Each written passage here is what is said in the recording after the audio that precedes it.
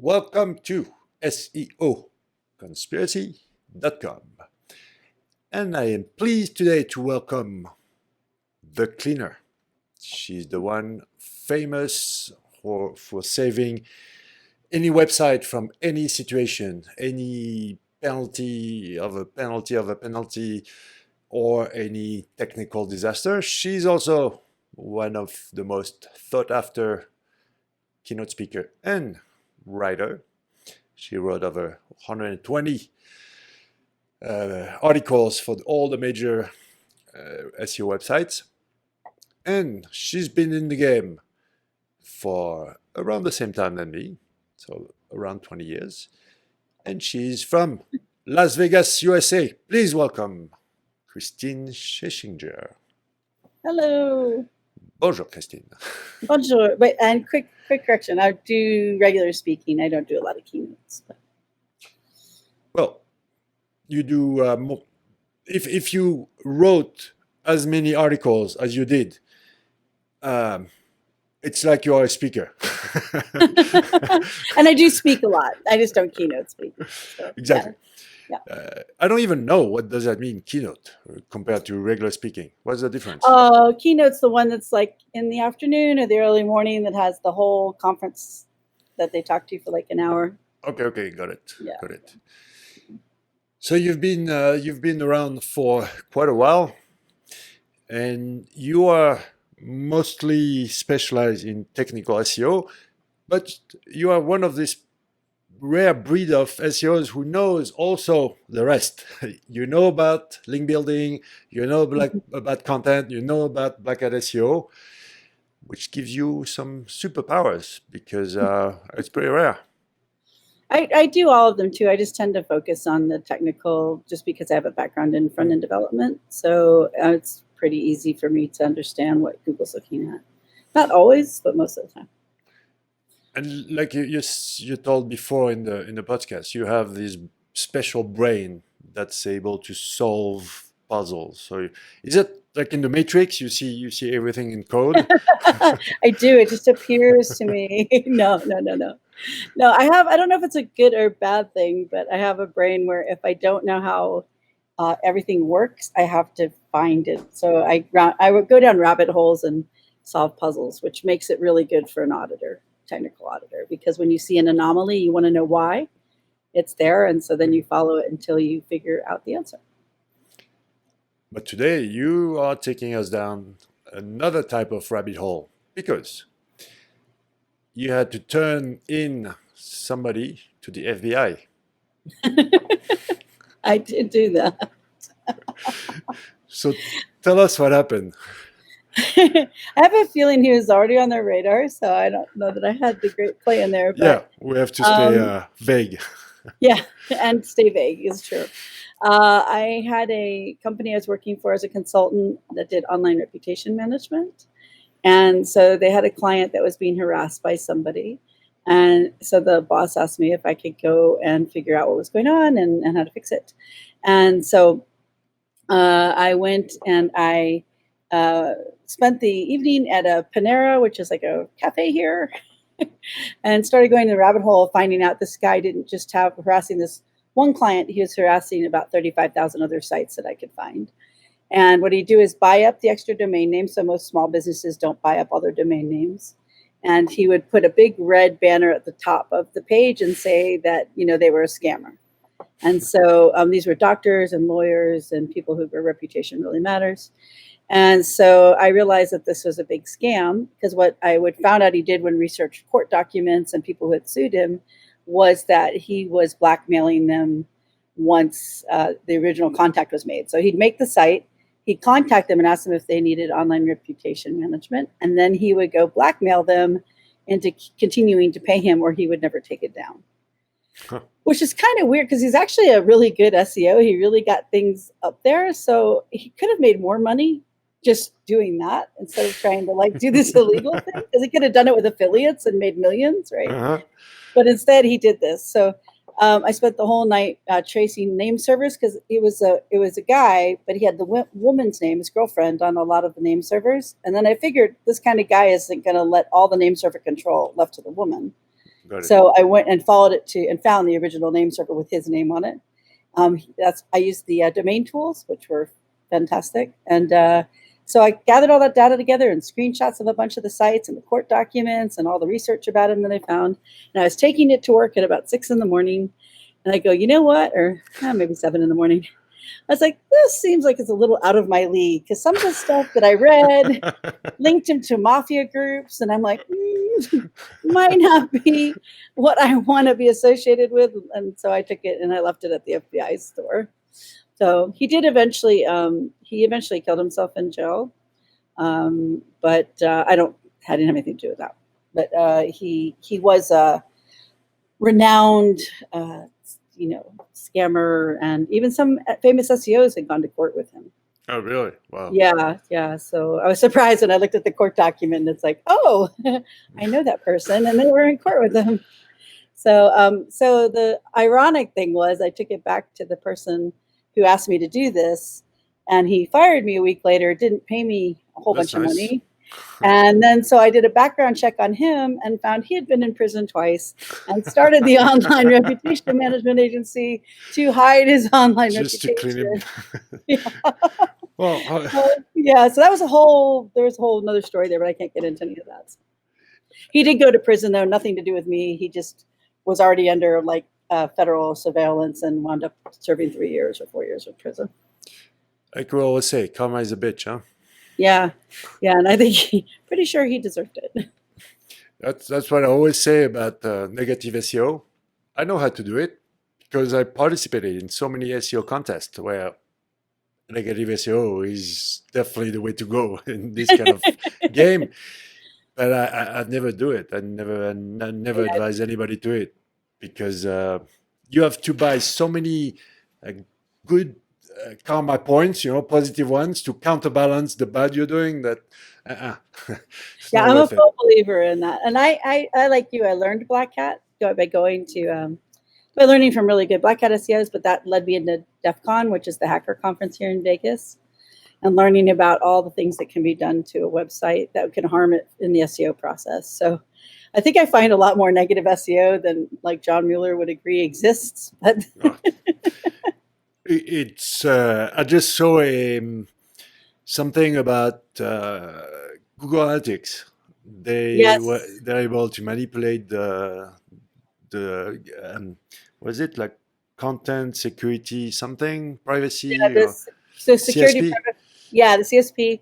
And what yeah. they do is insert a second Google Analytics code on the site, and then they get all the data that Google Analytics picks up. So that's everything. It's like a cookie data. Yeah. And so it's not a vulnerability in Google Analytics. It's just the vulnerability in the website. Yeah, that's a big one. And the weird thing is, in the last 6 months, I've seen quite a few sites that have extra GA codes on them. And I asked them, hey, do you know where this came from? And they don't. So now I'm going to go back and re-review those and see if that was just they didn't know, legacy. Somebody put it on there, or if it was possibly someone was stealing information. And I also read that 53 iOS apps, including TikTok, were able to see everything that you copy in the clipboard. That's nice. Yeah. TikTok got busted by Apple themselves. Yeah. But TikTok in the United States has been, by the Pentagon, has urged people not to use it because they believe China's using it to spy on other countries. I don't know if it's true, but I'm just telling you that's what the Pentagon told us. Yeah. And that's iOS, which is pretty safe. On the Google Play Store, that's millions of apps that are crippled. I've sat in quite a few sessions at DEF CON on hacking Android, and I have an Android, so, but it's definitely not the most secure of phones.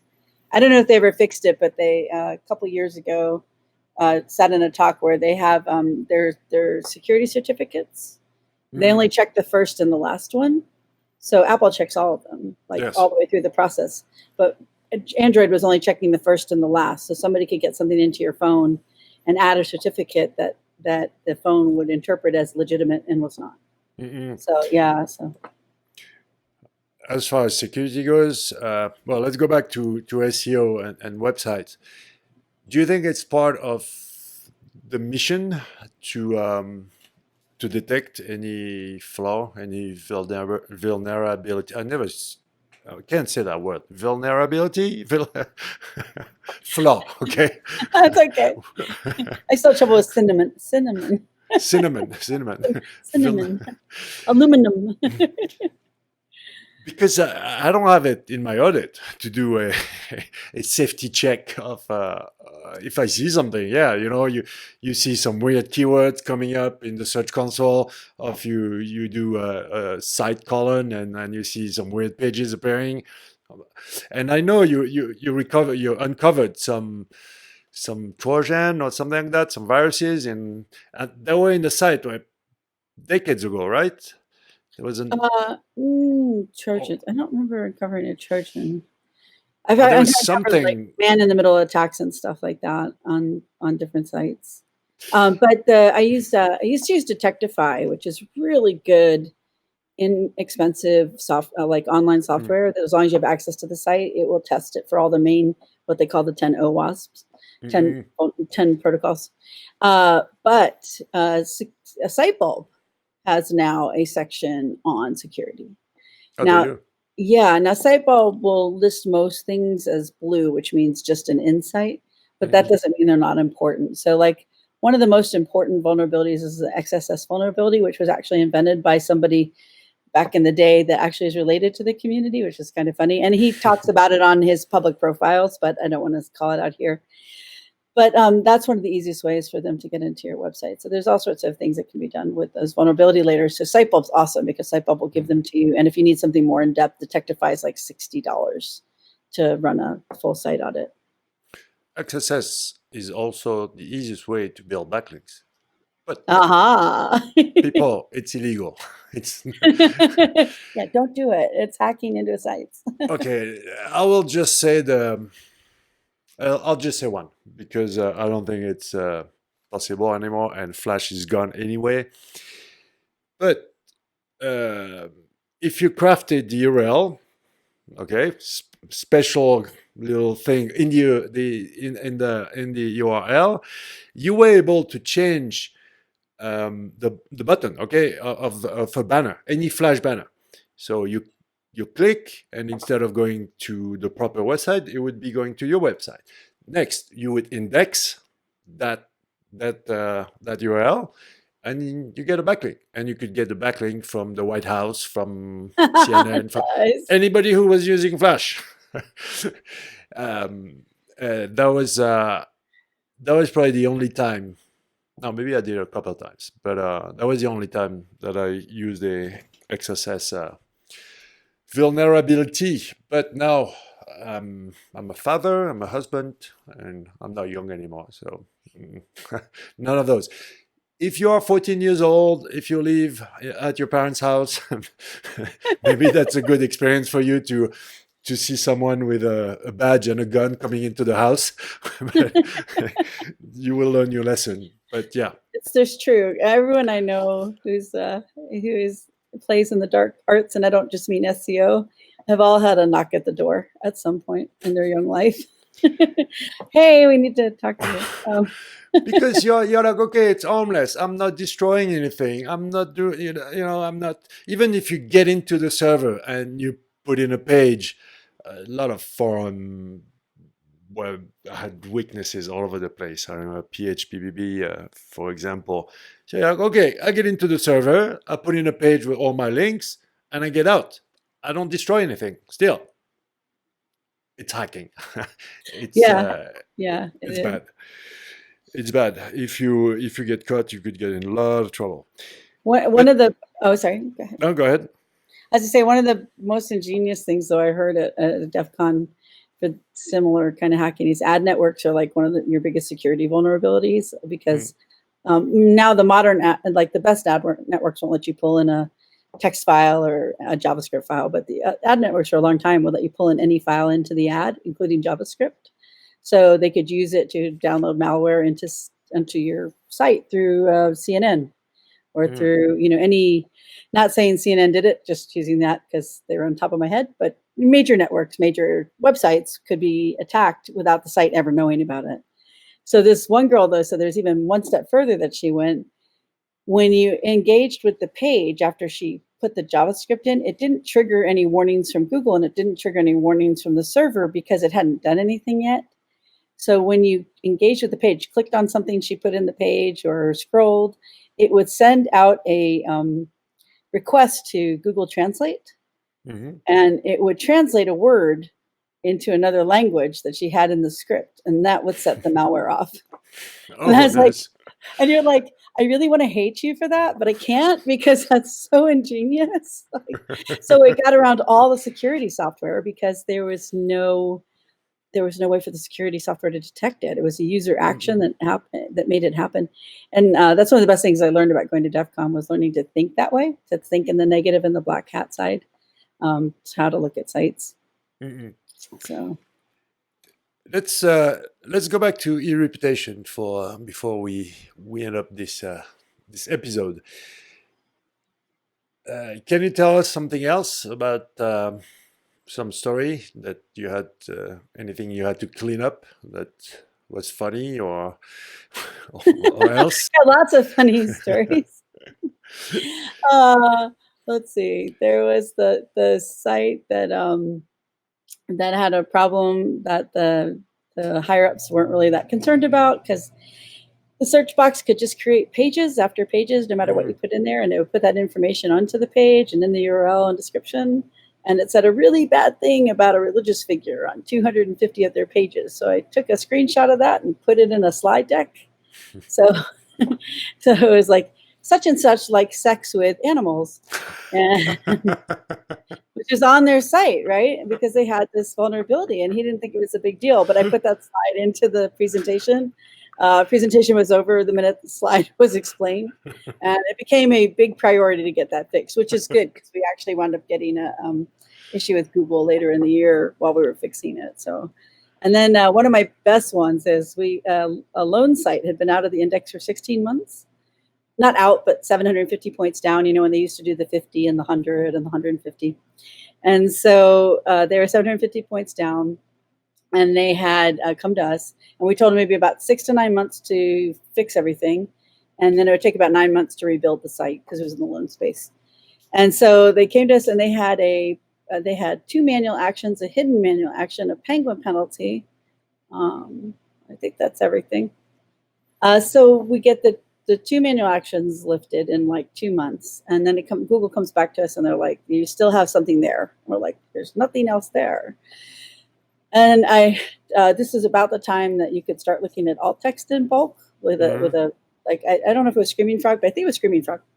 And I found 8,000 stuffed alt text with like all spam text, like just salesy and marketing. And so I'm like, you probably need to remove this. So I removed that, and Google lifted the penalty. There is this hidden issue with Google that they'll never tell you they penalize for that, but it's happened on more than one site where someone uses the alt text for the blind, you know, and they use it and they stuff it, and Google hits them. But then we got to Penguin, and Penguin came back out. It did its last run through, brought the site back up, but without its homepage, which was really common back then. The homepage wouldn't return. And my partner's like, it's because the homepage has no links anymore. So we rebuilt links to the homepage.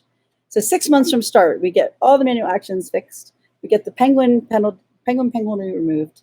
We get the homepage back. They're in the top 100 for loan terms at the same year that Google got rid of like payday loan sites. And then they told us it wasn't fast enough for them. So 6 months. 6 months. We had all that done. Top 100. Some of them were even the top 50, top 30. And we said it'll be another 6 months. So they're like, that's not fast enough for us. So they fired us. And then 6 months later, they got themselves another penalty because they went back to buying all the links that they used to buy. So, life of an SEO, listen to us, then don't, then come back, and prices get higher. I told you, people, she's the cleaner. Well, so, there's a group of us, Well, once you start to unveil hidden Google penalties, that's another level. Because it does happen. It does happen, yeah. And you need how could I say it? You need experience. You need to, like you say, have this puzzle, and you need to see, okay, this is legit, okay, this is not, this is, And Yeah. only experience can give you that power to know what's legit or not. Because most of the people, they don't do it on purpose. They just think it's a good idea, or they saw someone else doing it.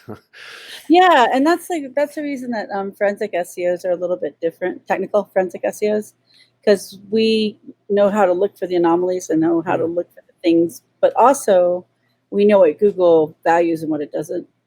So we're looking for things like hidden alt text, which we know Google probably has an issue with, where someone who doesn't have that experience might go Mm. off on a wild goose chase, not because they're not a good SEO regularly. It's just that forensic technical SEO is a little bit different than regular SEO. I love that term, forensic technical SEO. Yeah. We got to find the issue, but Google doesn't tell us what it is. Speaking of Google, next time we're going to talk about when does Google abuses its power. Thank you, Christine. Thank you for having me.